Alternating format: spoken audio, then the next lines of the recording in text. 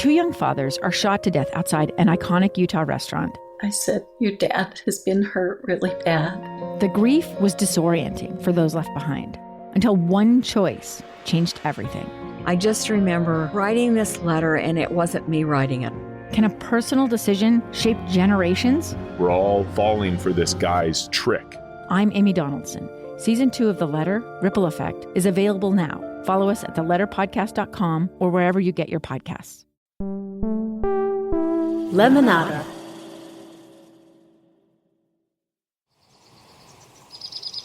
Most travelers here are content with what they can see from car windows or the verandas of hotels. When an excursion into the woods is proposed, all sorts of dangers are imagined: snakes, bears, Indians.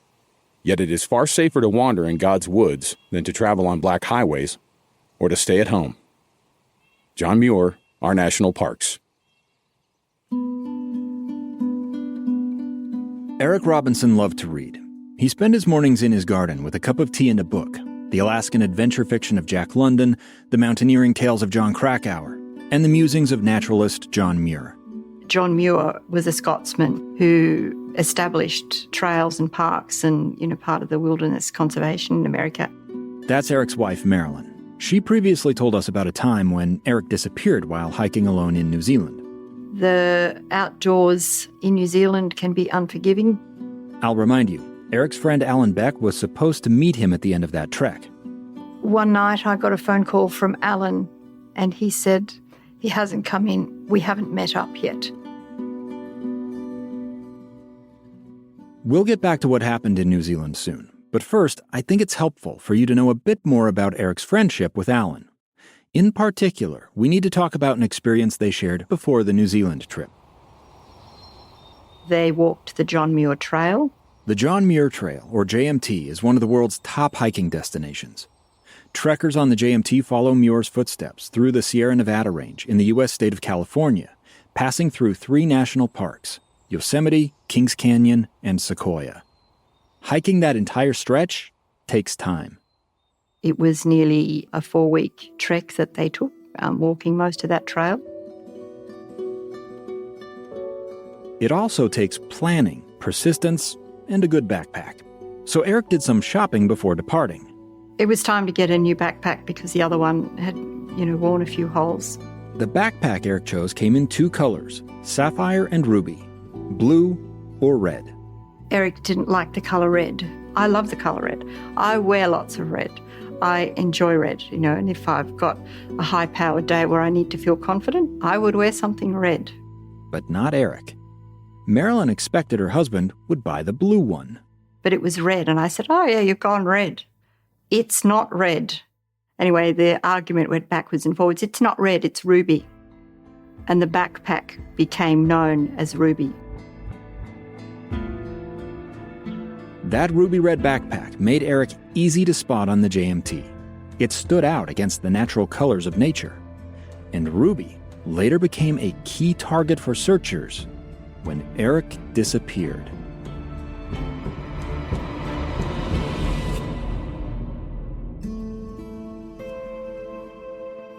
My name is Dave Cawley, and you are listening to Uinta Triangle, an audio documentary from KSL Podcasts. This is episode 2, Aspiring. Eric Robinson and Alan Beck started their hike on the JMT in August of 2006, beginning from the bottom of the Yosemite Valley. Alan and Eric were very social on that trip, and of course there are a lot of people coming onto the trail at various points along there. One of the first people they met was a young woman named Julia Geisler. When I was in my 20s, I was on the Travel the World plan, and I wanted to do some backpacking, and I had a friend, Devin McClive, who wanted to join me. Julia was no stranger to long hikes. She had thru-hiked the Appalachian Trail a few years earlier. That's a walk from Georgia to Maine, through the dense forests of the eastern U.S. Julia had spent a year in Japan afterward, but was now back stateside with no commitments. No roots to have to cut or no ties, and free, and had the time. Her friend Devin shared Julia's wanderlust. We were also, I think, single at the time, both of us, and just like, oh, we're going to go into the woods and we'll probably meet some hot young dudes and get to hike with them. And, and then we met Eric and Alan, who are, I think, in their mid-60s at the time, which was just as good, but not what we were expecting. In fact, Eric was 59 and Alan was 48. Julia took an immediate liking to Eric. He had so much energy and was just like the sparkle in his eye. He was smiling, just, stoked on life. The first stretch of the JMT carried them up past Half Dome, one of Yosemite's iconic landmarks. Julia marveled seeing rock climbers clinging to the sheer granite walls. Eric compared it to Patagonia, where he had hiked with Alan a few years earlier. Him and Alan were definitely world travelers for hiking. Alan was a pretty established mountaineer and rock climber, and I had just gotten interested in rock climbing. I hadn't become one yet, I wouldn't say, but I feel like every rock face, I was like, can you climb that? And Alan would kind of talk about it, or other places he'd climbed, and Eric's the same, just these long distance trails that they had done. There's an important distinction here. Eric was a trekker or bushwalker, someone who travels on trails. Alan was a mountaineer.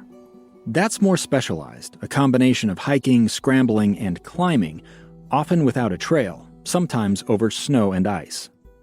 You don't have to be a mountaineer to hike the JMT, but keep this difference in mind because it will matter later in our story. From the Yosemite Valley, the JMT travels to a place called Tuolumne Meadows. The trail turns south there and breaks out of the trees before crossing Donahue Pass. They were in the Alpine, above timberline, where no trees grow, a very different environment from the places Julie had hiked before. I definitely thought a lot about the Appalachian Trail when I was out there, and just the amount of rain and walking in wet shoes and monotonous long miles of green tunnel. Like, I was just psyched to have views every day and be out there in nature, and it was gorgeous. But the tall mountains of the Sierra are prone to bouts of bad weather.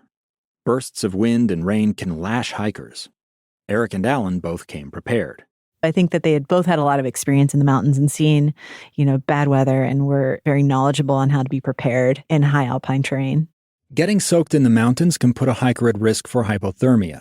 Eric and Alan put up tents each night, attaching rain flies to make sure they stayed dry. They were both pretty concerned with Devin and I's camping shelter setup because I had hiked the Appalachian Trail with a tarp, not knowing that, high alpine terrain with rocks and not a lot of soil or trees is way different. Hanging a tarp with no trees takes ingenuity. It worked okay for Julia on this trip, mostly because the weather remained calm.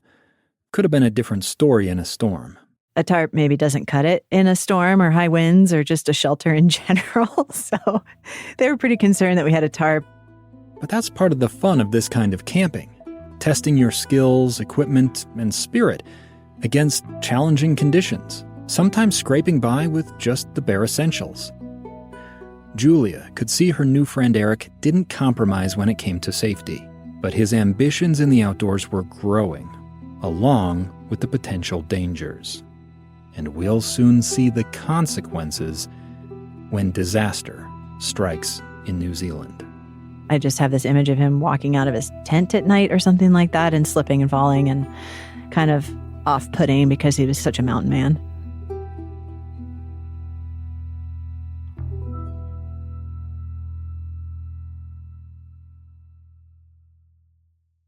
My life seems to straddle two extremes. Am I in the office or in the mountains? I might need a sun hoodie one day and a sports coat the next. No, I'm not overly trendy, but I do want to wear stuff that's good quality and ethically produced. I recently placed an order with Quince because their summer lineup has that good balance of luxury appearance and feel without the markup of other brands. One of the Quince pieces I'm looking forward to wearing is a merino wool t-shirt that should be a perfect base layer for an afternoon hike. I also ordered a soft-shell fleece-lined vest, so if the temperature dips during an evening out to dinner afterward, I can easily add a layer. Everything from Quince is like half the cost of a comparable piece from some other brand, and that means more money for me to invest in my next adventure. Stick to the staples that last with elevated essentials from Quince. Go to quince.com/Uinta for free shipping on your order and 365-day returns.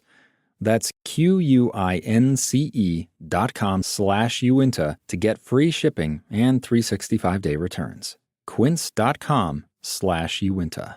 Are you looking for ways to make your everyday life happier, healthier, more productive, and more creative? I'm Gretchen Rubin, the #1 best-selling author of The Happiness Project, bringing you fresh insights and practical solutions in the Happier with Gretchen Rubin podcast. My co-host and happiness guinea pig is my sister, Elizabeth Kraft. That's me, Elizabeth Kraft, a TV writer and producer in Hollywood. Join us as we explore ideas and hacks about cultivating happiness and good habits. Check out Happier with Gretchen Rubin from Lemonada Media.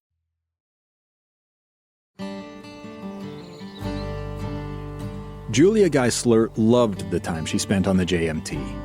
It is just magnificent getting out of Yosemite Valley and into that grandiose terrain. Day after day, she saw her new Aussie friend, Eric, on the trail. Always had this huge backpack on. She learned to recognize him from a distance by the backpack's ruby color. It was red. It's the red rucksack. Eric brought such a big backpack because he needed space for a bear canister. The High Sierra is home to black bears, and hikers use canisters to keep their food secure, but they can only hold about a week's worth of food. That meant Eric and Alan had to leave the trail a few times to resupply. So they leapfrogged Julia and Devin. You know, we hiked a lot of the hike with them, but not all the time. We did our own plan, but you kind of move along at similar paces and meet up and then separate, and kind of goes along that way. Over time, Eric, Alan, Julia, and Devin merged into what some hikers call a trail family. And they weren't the only members. Another thru hiker was named Jonathan McCauley, and he was a little bit ahead of us. Jonathan was hiking the JMT solo, but he sometimes hung back to socialize. When Devin celebrated her 25th birthday on the trail, Jonathan went to town and came back with pizza and beer. Yeah, it's pretty awesome. Something you don't have to carry on your back. It's fatty, it's hot, it's pizza. You're psyched. That's what we call trail magic. Trail magic takes many forms. It's a free ride for a hitchhiking trekker, or spritz of bug spray to a stranger who forgot their own. An act of generosity. Hiking's a funny hobby in this way. It can simultaneously be the most solitary activity and the most social. It's a pretty intimate experience being out in the woods with folks. Definitely lifelong bonds, I think, are established, and yeah, pretty meaningful times of life. Eric and Julia would have probably never met any other way. But their chance encounter on the JMT turned into a friendship that will have major repercussions later in our story. For now, just know Eric leaned into his role as the father of this ad hoc trail family.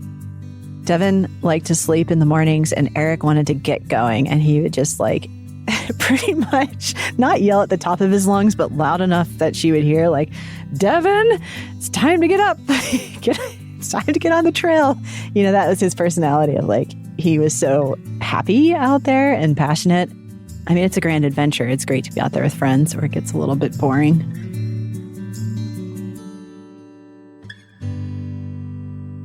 Eric lived for this grand adventure, but he told Julia he wished he could share it with his wife, Marilyn. Yeah, definitely sharing about family and friends back home. His wife, Marilyn, he talked about a lot, and love of his life, and, his grandkids, and he had a pretty strong, it seemed like, family network. The JMT ends just below Mount Whitney, the highest point in the lower 48 states.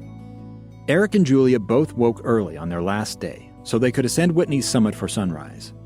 As they approached the top, they passed behind a series of pinnacles. I have this image of actually being up there, and Eric in particular walking between these huge spires of rock, and there is just light like you've never seen it before. It's like this golden light that shines between these huge spires of rock, and he was just standing between two spires with his arms open, just basking in that light. Yeah, that memory definitely stays with me. Returning to civilization after weeks in the wild, without cell service or news from the outside world, can feel jarring.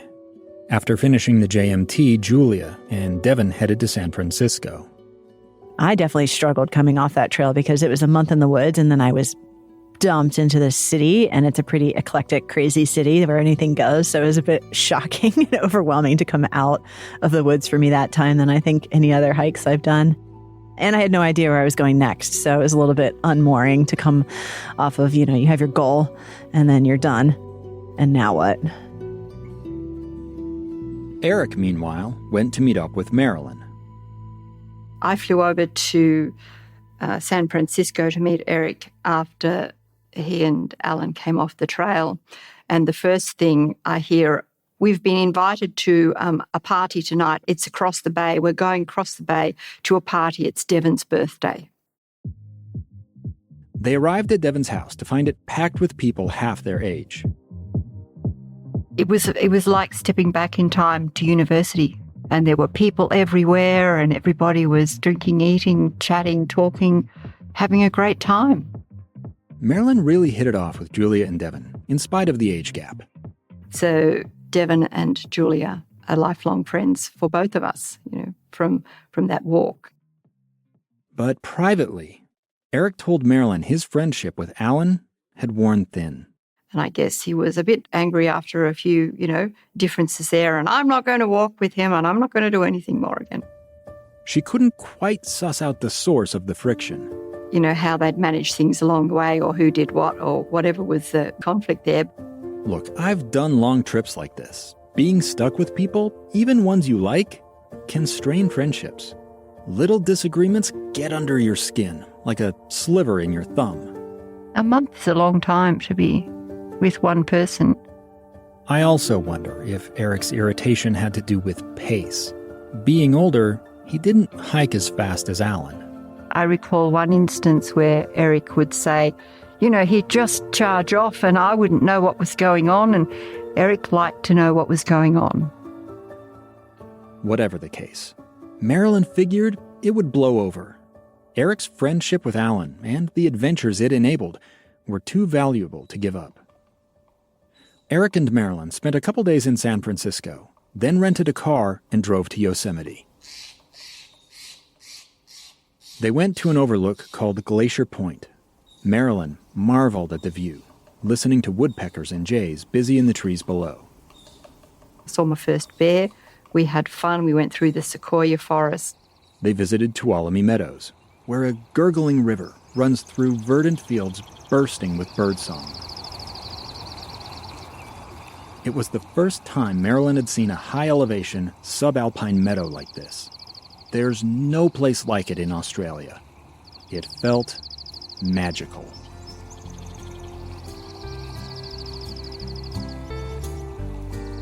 They left Yosemite late in the afternoon, driving east out of the park into the arid, empty expanse of Nevada. We drove all night to get to Las Vegas for a Celine Dion concert. We just made that. Eric relaxed in the driver's seat, with one hand on the wheel. Marilyn held his free hand in her own. Eric had always warm hands. You could always count on that. I have cold hands, so, it's kind of a thing that I liked. They'd burned a mix CD with some of their favorite songs to fill the time during the drive.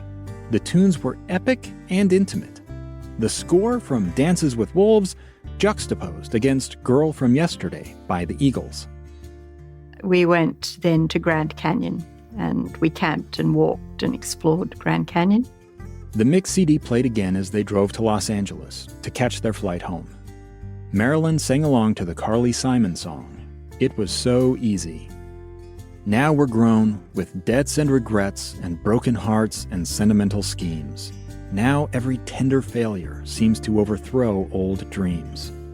Love can lead a normal woman to extremes.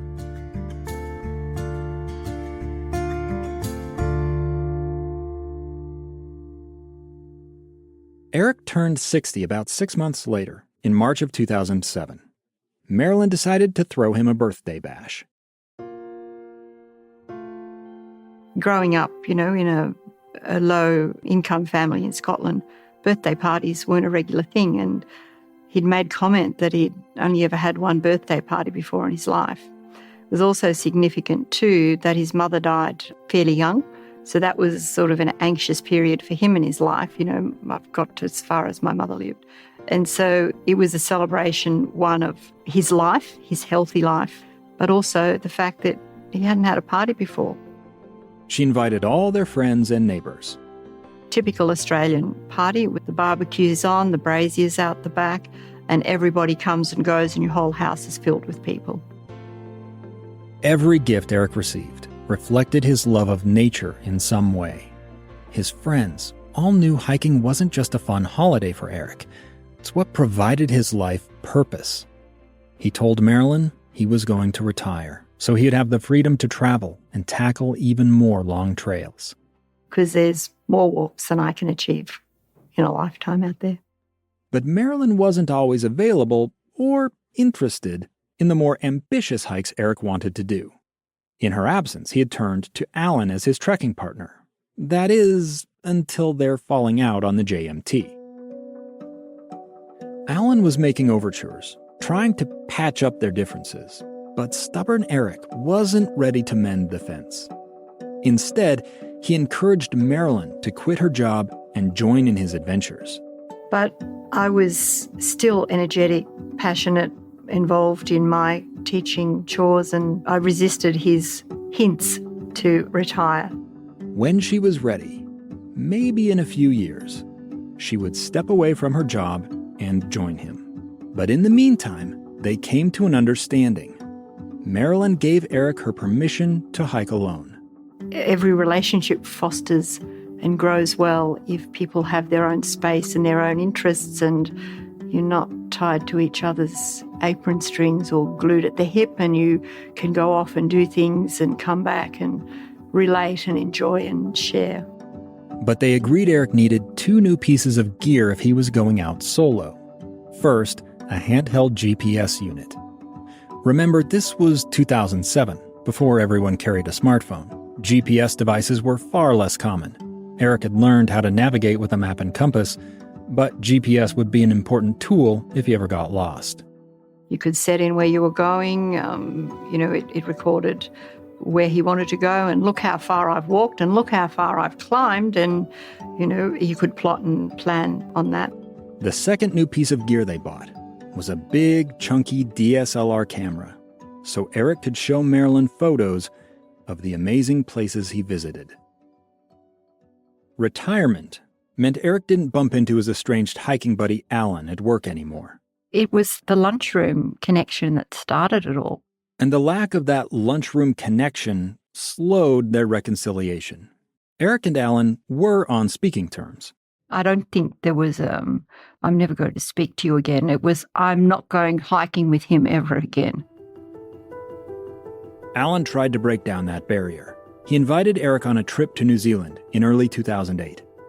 Alan wanted to climb the summit of Tititia, Mount Aspiring, the Matterhorn of the South, an imposing fang of grey rock. There was discussion beforehand of Alan encouraging Eric to climb Mount Aspiring. Getting to the top would require crossing glaciers and making some steep, exposed climbs. That's mountaineering. Eric goes, oh, no, in our discussion, I don't think I want to do that. I'm not experienced in that. It's a young person's thing. It's Alan's thing. I don't really want to do that, and hold him back.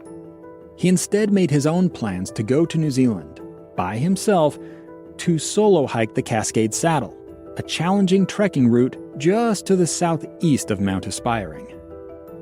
Marilyn felt apprehensive, but took comfort in the idea Alan would be close by if anything went wrong, which it soon did. They met up a couple of times in New Zealand until that had a sad ending. Eric and Alan departed from Melbourne separately. They went off in different directions, or they arrived at different times, but the base was Wanaka. The tourist town of Wanaka sits at the foot of a beautiful lake. There's a footpath along the shore. Eric and Alan bumped into each other there. Eric said he expected to be back from the Cascade Saddle before Alan left for Mount Aspiring, so they could grab a drink when their paths crossed again. Then Eric headed off on his trek, which brings us back to where our story first started. Marilyn, receiving that phone call from Alan, letting her know Eric was overdue. He was confident that it was just a rain delay, and instead of walking in the pouring rain, you would stay dry in your tent. But hours passed, stretching into a full day, with no word from Eric. Marilyn wondered, what if he had slipped, fallen, and cracked his head on a rock? No one would know.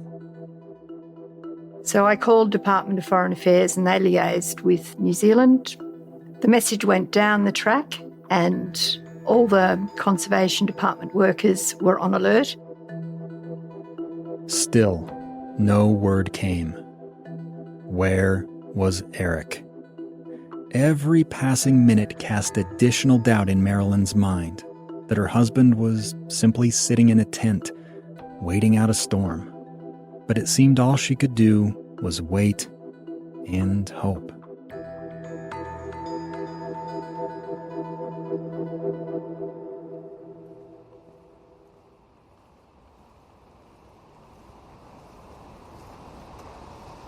A haggard hiker carrying a red backpack walked up to the aspiring hut on the side of the Matukituki River around midday on March 2nd, 2008. He reached for the door handle and stepped inside. And one of the workers, a Scottish lady, was standing at the door of the hut, and Eric walked in and she said, "Oh, you're Mr. Robinson, I presume." The door fell shut behind Eric. He shrugged off his pack and explained how he had sheltered in his tent atop Cascade Saddle for 2 straight days. When the storm broke that morning, he rushed to make a treacherous descent down to the hut. Eric smiled and it was a bit of a laugh about, how people worry. It all seemed a bit silly to Eric. He hadn't realized anyone was looking for him.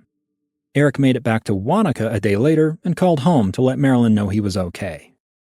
Oh, he called. Yeah, what were you thinking? What were you doing? You're a troublemaker.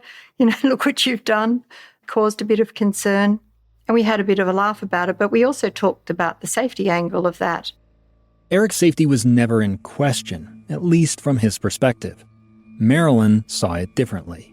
Yes, Eric had come out of this situation okay, but getting stranded on Cascade Saddle highlighted how his choice to go out alone amplified the risks he faced. Marilyn told Eric how awful she'd felt during those uncertain hours. She didn't want to go through that ever again. So she said, "So far you've walked by yourself. Maybe you can't go by yourself anymore." He shrugged her off, saying, "Don't worry so much. I'm fine."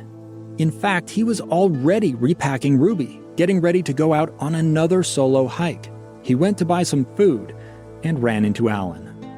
They crossed paths fleetingly because Alan held back in Wanaka to make sure that Eric was safe. I think maybe a day's delay. And they had maybe a 5-minute, 10-minute conversation. Alan said it wasn't too late to join the climb of Mount Aspiring. Alan took an extra pair of crampons in case his friend would change his mind and they would climb together. But Eric said no. That would have been Eric's kind of last chance to say, okay, yep, I'm jumping and going up. Yeah, I'm not climbing. I don't want to delay you. I'm not familiar. I haven't walked in crampons. I don't want to hold the team up. Alan slapped his friend on the shoulder and said he was glad Eric had made it back safe. They agreed to reconnect in a few days to swap stories. Then Alan dashed off to board the helicopter that would fly him up to the shoulder of Mount Aspiring. And that was the last time he saw Alan. Marilyn's plea to not hike alone fell on deaf ears, because Eric went right back out again, alone. He spent the next several days out of cell service, with no way of knowing the tragedy that was unfolding on the icy flanks of the mountain above.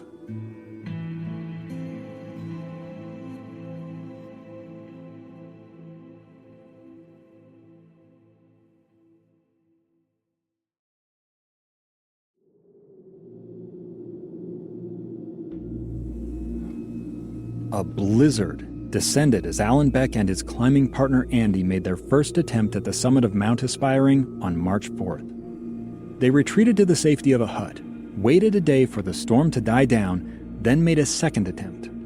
Once again, high wind and whiteout snow drove them back. At the hut on March 7th, Alan talked to another pair of climbers, Cameron and Anna. They all agreed the weather made the peak too dangerous to climb, and the wind would prevent helicopters from retrieving them. So the two parties decided to join together and hike across the Bonner Glacier to a place called Bevan Call, where they could descend to safety in the Matukituki River Valley.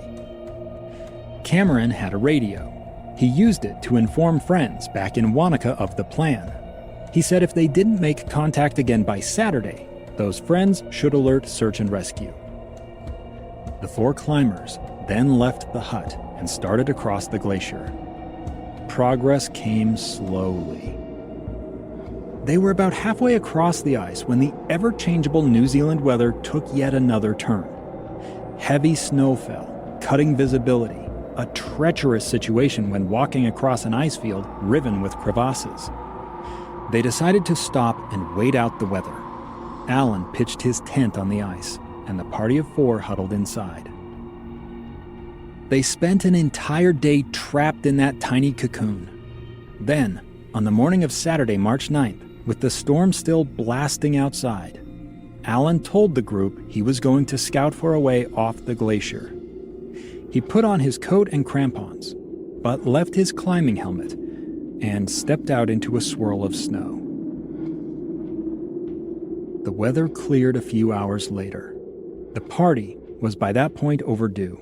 A search and rescue team flew up to the glacier that afternoon to retrieve the stranded climbers. All but Alan, who they couldn't find. Eric arrived back in Wanaka that same day. He expected to find Alan there. Instead, he experienced a role reversal. Now Eric was the one making phone calls to let friends and family in Australia know Alan was missing. Eric called me and he was extremely upset. I had to keep asking, what did you say? Tell me that again. Explain what happened. It took 2 days for the rescuers to find Alan, his lifeless body tucked under an ice shelf at the glacier's edge. It appeared he had lost his footing and fallen on a steep section of ice. He'd probably flailed as he picked up speed, trying to stop the slide. But he couldn't. One of his crampons had come off. Alan launched over the edge, making a 10-meter drop onto bedrock. And no crampons, and the black ice, and the rocks, bang.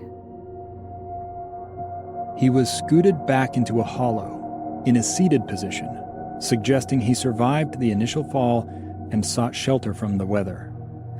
But he had suffered severe chest and head trauma. A coroner later determined Alan died from internal bleeding.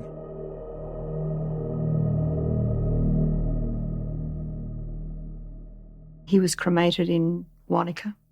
Eric went to that small ceremony, or that happening, with Alan's wife, Amanda. Alan's death weighed on Eric. His anguish poured out in phone calls with Marilyn. I was concerned for him. So she took emergency leave from work.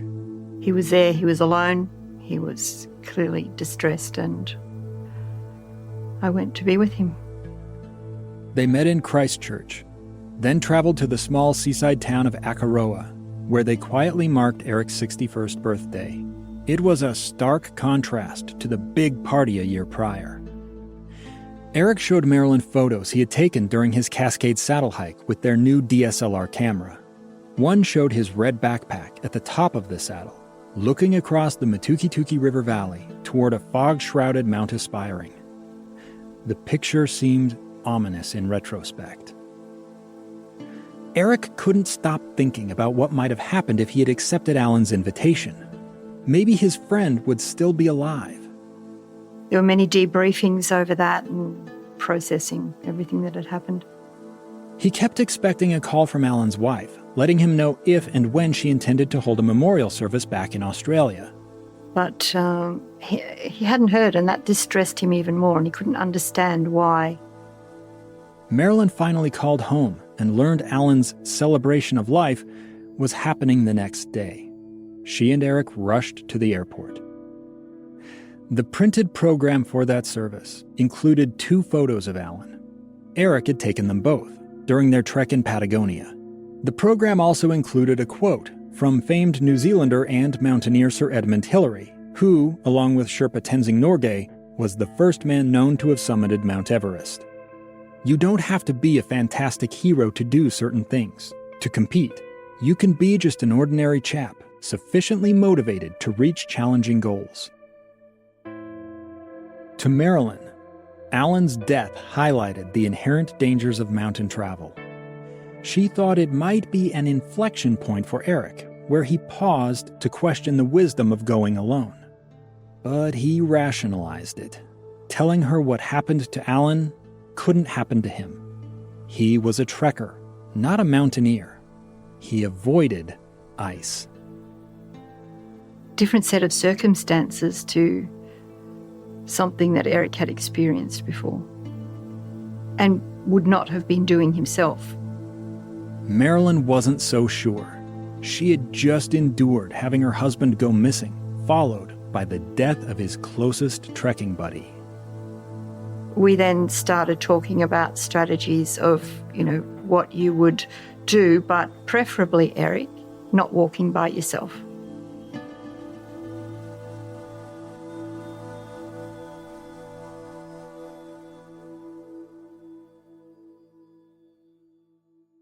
As the initial shock of Alan's death started to fade, Eric settled back into his routine. But he soon found retirement left him with too much idle energy. Every day he would walk up to the post office and along to the bakery, fresh bread, milk, and then back down again. So he had his cardio exercise, just doing daily things. But he did get a little bit bored and ended up being a maintenance man at my school and a gardener. Marilyn's kids joked about Eric turning into groundskeeper Willie, the cantankerous, bald-headed Scottish school gardener from The Simpsons. Willie hears ya. Willie don't care. But unlike Willie, Eric relished his role at the school. He accompanied Marilyn on school camps. She shared a video from one, where a grade 5 student interviewed groundskeeper Eric. So Eric, how was your time at camp? The time at camp has been really good. Have the children behaved? In general speaking, yes, they have. What are your highlights of the camp? The highlights of the camp have been the interaction with all the children. The children have been very good, very entertaining, and a very well-behaved group. Eric had matured, so much so, I tend to forget the stories I've heard about how he struggled with fatherhood as a younger man. What would you recommend to other people coming to this camp? Apply rule number 1, which is? Always have fun. That's right. Thank you, Eric. Thank you. Marilyn's kids were by this point raising children of their own. They called him Granddad Eric. Many other men in Eric's place would start settling down in retirement, trading in their hiking boots for golf shoes. But Eric wasn't like many other men. He was an ordinary chap, sure, but a furnace of motivation still burned within him. Hiking had become his core drive. The experience in New Zealand didn't change that. But Alan's death meant Eric lost the chance to reconcile with the partner he had come to depend on for those grand adventures. He knew that he wouldn't be doing such trips ever again with somebody, that really had the same passion. And he was hopeful that I would retire earlier, perhaps, and, join him on some of those walks that he wanted to do. But Marilyn still wasn't ready to retire. Eric felt disappointed, even frustrated. He said if she wouldn't retire, he'd just keep trekking alone. Life had taught Marilyn the value of independence. She believed in Eric's right to autonomy, as well as her own. But that belief was crashing like a wave against a wall of fear. She couldn't stand the thought of losing him. The act of loving Eric, by its nature, meant she did depend on him. Still, she forced herself to honor their agreement. Understanding that you have separate interests or life journeys or stories or places that you want to pursue alone. You have your space to do that. About 6 months after Alan's death, Eric headed to Scotland alone. He hiked the Cape Wrath Trail, touted as the toughest long-distance walk in the UK. He went to Tasmania 6 months after that to hike the Port Davey and South Coast tracks.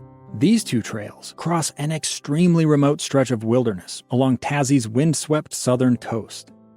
Again, Eric walked alone. Both times, Marilyn caught herself wondering if something terrible might have happened during the weeks when her husband was out of contact. The anxiety felt corrosive.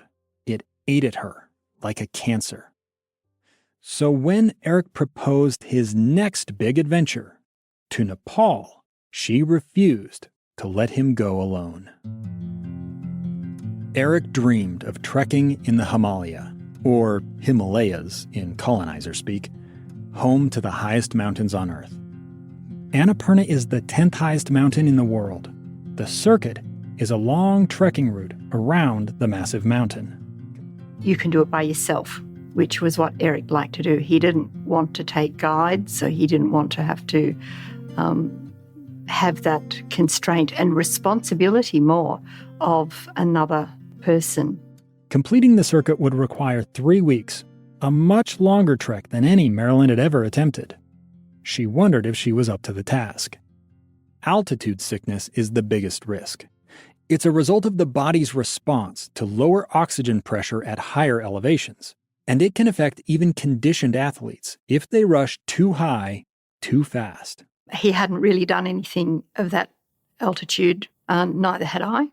Crossing the circuit's highest point, Thorong Law Pass, would put Eric and Marilyn both at risk for altitude sickness. If left untreated, altitude sickness can cause cerebral or pulmonary edema, life-threatening conditions where fluid builds up around the brain or lungs. So we were very conscious that we had to monitor our bodies and act accordingly. Eric and Marilyn flew to Kathmandu that September, then took a long bus ride to the start of the track. It was hot to start, and as we got higher, it got cooler. They ascended into evergreen forest, gaining jaw-dropping views of the Annapurna Massif, its high summits brilliant white with year-round snow. They came to the village of Manong, where they paused for a day to let their bodies acclimate. One way to stave off altitude sickness is to hike to a high point during the day, then retreat down to sleep at a lower elevation. So on their rest day in Manong, Eric and Marilyn walked up a steep hill to Prakangumpa, a tiny Buddhist monastery chiseled into the side of a cliff. It was folklore that you went up there and got a blessing for safe passage, so we made that trek to get to the holy man. They each bought a good luck charm from the monk, a necklace made from a hand-plaited string looped through an old coin with a hole in the middle. From Manong, they trekked west and north, climbing constantly. So it was steep, it was rocky, it was imposing. And then the night before we did the pass, it snowed. So everything was silent, and it was a beautiful postcard picture. They started for the pass in the dim blue light of pre-dawn. Within a few hours, they reached the last outpost of civilization, a small stone hut where a Nepali man served hot tea. And the overpowering smell of kerosene, if I close my eyes, I can still smell that. Then they stepped back out and made the final push to the pass. At last, they reached the top. Strings of tattered Tibetan prayer flags came together at a large sign that said, "Congratulations for the success," in painted yellow letters. Along with the elevation, 5,416 meters, or 17,769 feet. That's more than 3 miles high, about halfway to the cruising altitude of a commercial airliner. Marilyn had proved she was every bit as capable a hiker as her husband. This pass, seemingly to me, was the Mount Everest of my walking, and probably the Mount Everest of Eric's as well. The Annapurna Trek wasn't the only experience Eric and Marilyn shared in Nepal. They went to an orphanage school and saw how the staff there struggled to meet the needs of the kids. Eric was always confronted by the difference in treatment between the rich white hikers and expeditioners and the conditions that the Nepalis faced. He felt so moved. He pledged financial support to the school with a recurring donation out of his pension. Eric's understanding of the inequalities came into sharper relief a year later, when he received an invite to return to Nepal. He joined an expedition co-led by a mountaineer named Stuart Morris. Stuart is my eldest son's close friend since high school. Stuart was about 20 years younger than Eric, but he had hiked with both Eric and Alan Beck in the past. He's even been to where Alan died. I've made a couple of attempts on Mount Aspiring, and the particular point, I think, where he had his accident is, it's brutal in there if the weather goes. Stuart and a buddy made plans to attempt a climb of a mountain in the neighborhood of Everest in 2010. Mount Chamlang was the name of it. It's a 7,300-metre peak in Nepal. Getting there would require a week-long trek. They invited several friends, including Eric, to join them for that part of the trip. They went expedition style, with a hired team of Nepali porters carrying most of their gear. Yeah, I'm not sure how Eric felt about that, because I could imagine he was a traditionalist in that he probably wanted to carry his own stuff. Marilyn saw Eric off at the Melbourne airport, where he and the party posed for photos with an Australian flag. Eric also snuck in a Scottish flag to fly at their camps. That was a statement of, this is the Australian-Scottish expedition. That's what that was about. She handed him a small pocket journal as they said their farewells. Even though I'd give him a journal, when he went the second time to Nepal, he said, write it down. No, he didn't do that. He was not a writer, he was a talker. And increasingly, a photographer. Eric took many photos on this trek. Using the photos, I can trace the path of the party as they arrived in Kathmandu, then flew to Lukla, a destination familiar to anyone who knows the history of Everest. You're literally flying through mountains and you just don't realise that in the distance there's a little rectangle and that's the landing strip. They landed at Tenzing Hillary Airport. It's sometimes called the most dangerous airport in the world because the runway's short, on a slope, and dead ends against the mountainside. It's often closed with no warning due to strong winds and low visibility. It's amazing because you can see the pilots making this sort of physical effort to control the plane. They have to obviously use as much of the runway as they can because they need it. That's a very exciting start to the trip. From there, the party trekked to a village called Kare. They paused there to prepare for the next leg of their journey up and over a glacier-covered pass called Mera La. People in the group weren't necessarily familiar with crampons and axes and harnesses, so a bit of a training session for everyone on just moving on a glacier. One of Eric's photos show him doing this training, wearing crampons and a harness, roped up on an angled slab of ice. All this stuff wasn't always going to be necessary, but it was just about being safe. It's not like you're just going to be handed a set of crampons and an ice axe and we'll see you at the top sort of scenario. Yeah, it's just like so you know what it feels like. It's the closest Eric had ever been to a true mountaineering experience, but he never put the training to the test. To cross the Mera, we didn't even need it. It was a well-worn path, even though it was on ice, and we just sort of plodded along and safely got up and over. I do wonder if crossing the glacier made Eric nervous, knowing what had happened to his friend Alan. Stuart told me he saw Eric overcome by emotion at several points on the journey. I think he was missing people back at home, but he was also really overwhelmed by the environment and the experience as well. When the party made it to the foot of Shamlung, they split into two.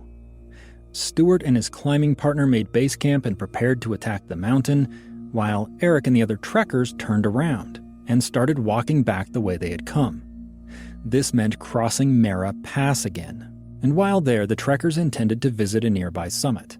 One of the very popular trekking peaks in Nepal is Mera Peak. A trekking peak is one you can get to the top of without mountaineering skills or climbing gear. Mira is one of the highest trekking peaks in the world. Its summit is nearly 6,480 meters above sea level, or about 21,250 feet. That's higher than Kilimanjaro in Tanzania, higher than Denali in Alaska. They got up in the morning to do that and started moving up the snow slope towards Mira Peak. And at some point, it turned around either through a combination of weather and or time. A disappointment soon overshadowed when two members of the party developed altitude sickness. One was Eric's tent partner, Peter.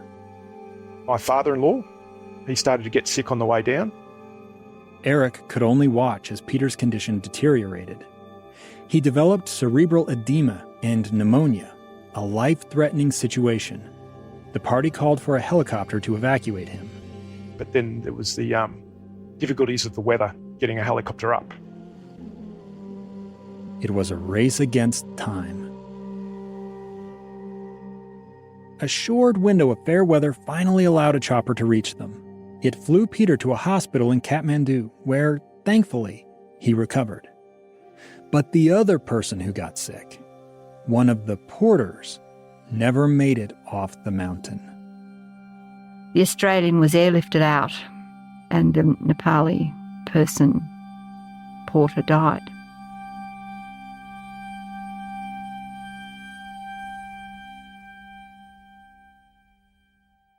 Eric's pictures prove he spent a lot of time getting to know the Nepali team. He took the porter's death hard. When I picked him up from the airport, he was still in a great state of agitation and distress about the inequalities. Those inequalities come in many forms. Like, for example, I don't even know this porter's name and have no way of finding it. Mountaineering fatalities are tracked in Nepal, but this porter's death occurred on a trek, not a climb, so it wasn't reported. Eric felt shocked at seeing how the locals who shoulder the burden of the trekking trade in Nepal aren't treated as equals to the affluent outsiders. Why does this happen for a tourist, whereas a local doesn't get the same opportunity of care? Eric wouldn't, or couldn't, see that his tent partner Peter might have died too, if not for the support of the team and a lucky break in the weather. Twice in the space of 2 years, Eric confronted death in the mountains. Still, he insisted it couldn't happen to him.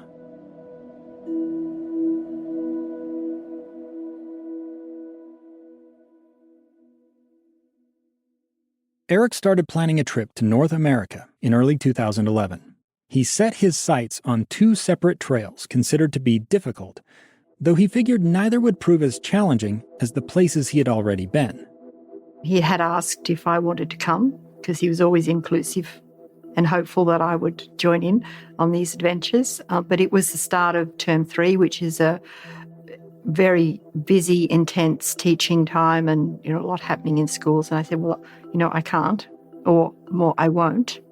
Marilyn's kids were also uncomfortable with the idea of their mom doing another big trek with Eric, given what had just happened. They were concerned that he was going off and doing this, again. They tried to talk him out of going. But he convinced them, I've got the GPS, I've got a map, it's a trail, I'm just following the trail. He figured it would take him about a week to hike a trail called the Uinta Highline in the U.S. Then he would fly to Canada to tackle the West Coast Trail on Vancouver Island. 2 epic walks done back to back. He had a detailed Excel spreadsheet of days, dates, names, costs. It was meticulously planned. Since Marilyn refused to go, Eric reached out to his friend Julia Geisler from the JMT. He emailed Julia and said, I'm doing this. Would you like to join me? Feel free. I'd love your company. Eric and Julia had kept in touch over the years. I do remember getting messages, mostly from Eric, on updates of life of here are the grandkids, or Marilyn and I are doing this, or I guess I somehow learned of Alan's passing, probably through Eric. Julia shared updates about her life, too. She'd moved to a place called Park City, a ski resort town in the state of Utah. That's one of the landlocked western states. The Highline Trail Eric wanted to hike ran through a mountain range just east of Park City called the Uintas. I don't think I'd ever really heard much of the Highline Trail. It's kind of Utah's best kept secret, which might be out once this podcast comes out. But I don't remember that much, like knowing that much. And so him saying, I want to do this trail. It's at 10,000 feet for a lot of it and right in your backyard. I was like, huh. And my partner Blake was very familiar with it. So I started looking at the map and, it was a pretty cool adventure. Eric thought so too, and he hoped Julia would join him. He invited me to come with him, and it was a big snow year, and I opted not to. If you don't live in a place with big mountains and strong seasons, you might miss the significance of a big snow year. Utah's mountains are like batteries. They collect snow from storms that blow in off the Pacific each winter. That snowpack builds until the weather warms in the spring, melting the snow and releasing the water into rivers and streams. And the highest parts of the Uinta Mountains, where the Highline Trail runs, are always the last to melt out. That means hikers usually have just a narrow window when the trail is snow-free in July, August, and maybe September. The trail's high-elevation passes are packed with snow anytime outside of that.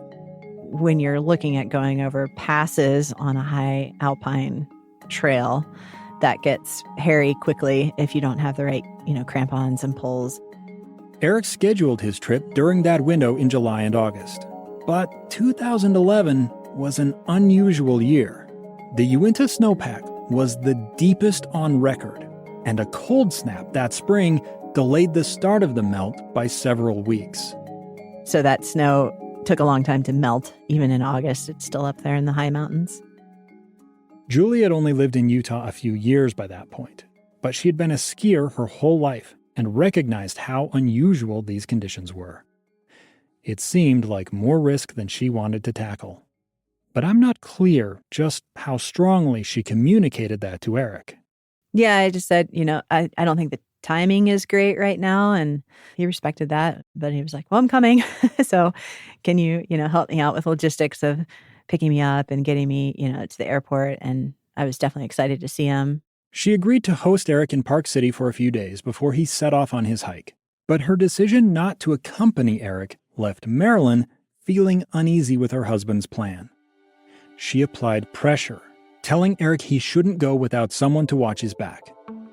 Her kids were more blunt, telling him what happened to Alan could happen to you. We want to have you having a safe trek, and we want to have you back home again. Some of these conversations grew heated, but Eric didn't budge. I've been in his shoes. I've heard loved ones grumble when I insist on going out into nature alone. And I've ignored them because I trust in my skills and abilities. But if I'm being honest, that's also landed me in trouble a time or two. Eric understood the concern, but he wasn't willing to give up on his ambition. So he came up with a compromise. He bought an EPIRB. That's short for Emergency Position Indicating Radio Beacon. In other words, a distress signal. If Eric ran into trouble, he could press a button. It would send an SOS message to search and rescue by satellite, along with GPS coordinates for his location. The beacon wasn't a phone. It didn't text. It could only send one message: help. Marilyn still felt uneasy. But he was determined to go, and he had the EPIRB, and he was well into his planning of being able to walk that solo. She had to make a choice: forbid Eric from going or accept it. Refusing to let him go would violate their understanding and her own morals. It would tear the fabric of their love, perhaps irreparably. And he might just go anyway. So she made her peace. Eric's flight was scheduled to depart on Thursday, July 21st. He cooked dinner for Marilyn the night before, and in the morning loaded his red backpack into the trunk of her car. I took him out to the airport and he said, just drop me there. And I've gone, no, I'm parking the car. We'll go inside and we'll have a cup of tea once you've booked in your bags. And we did. When Eric stood to go, he took Marilyn's hands in his. She felt the warmth in them that she so loved. They kissed. It was always a warm farewell. Pulling back, he said with a smirk, "Now, Hen, you behave while I'm away." Then they broke the embrace. He went off through the gate and I went home. And later that day, this beautiful bunch of flowers arrived.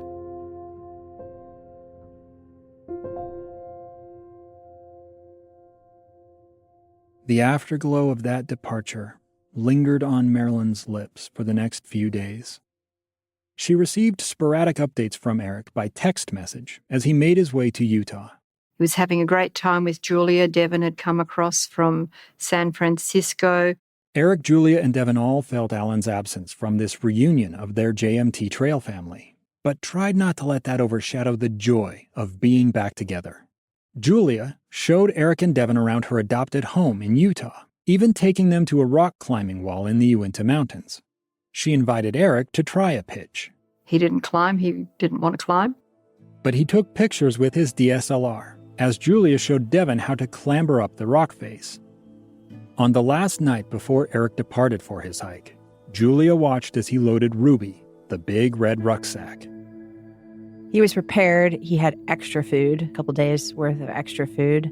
Eric had crammed all that food into one of those bear canisters I talked about earlier, and he had slapped an Australian flag sticker on the side. That way he would know it was his if a bear batted it away in the middle of the night. He had physical maps, a compass, a GPS unit, I think a whistle, like just anything you could think of for navigation and emergency purposes. He had it in there. That included his new emergency beacon. Eric was ready to go. He would depart for the Uinta Highline first thing the next morning.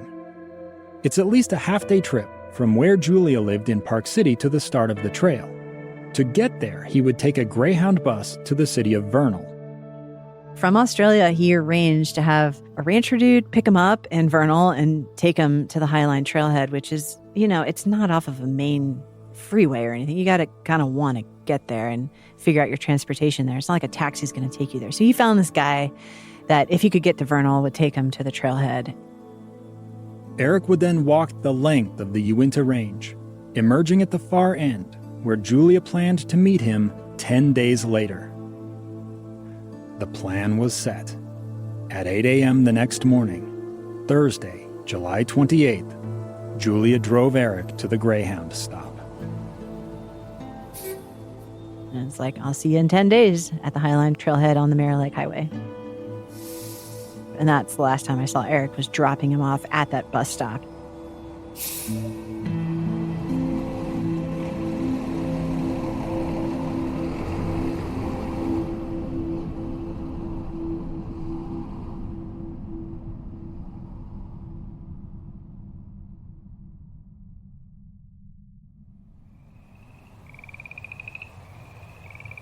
Uinta Triangle includes immersive field recordings made in real outdoor locations.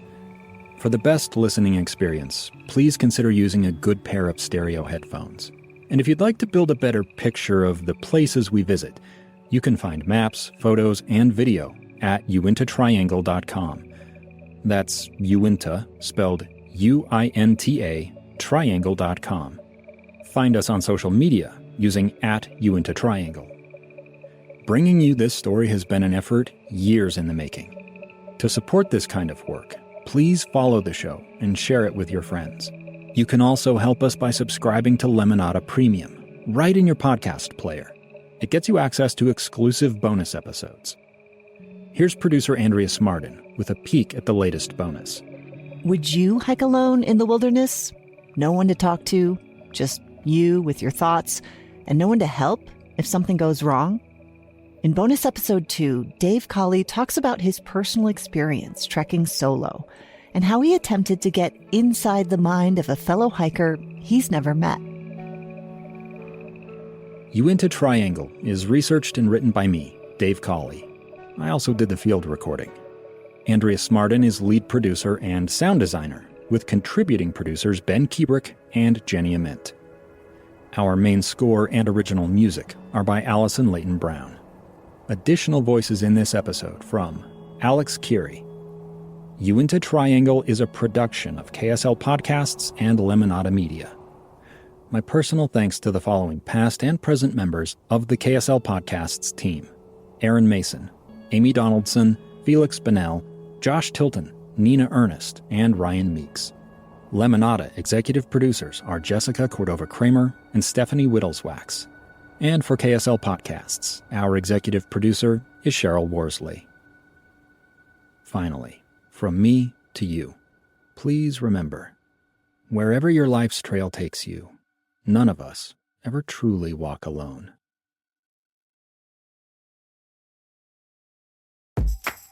Hi, I'm Megan, and I've got a new podcast I think you're going to love. It's called Confessions of a Female Founder, a show where I chat with female entrepreneurs and friends about the sleepless nights, the lessons learned, and the laser focus that got them to where they are today. And through it all, I'm building a business of my own and getting all sorts of practical advice along the way that I'm so excited to share with you.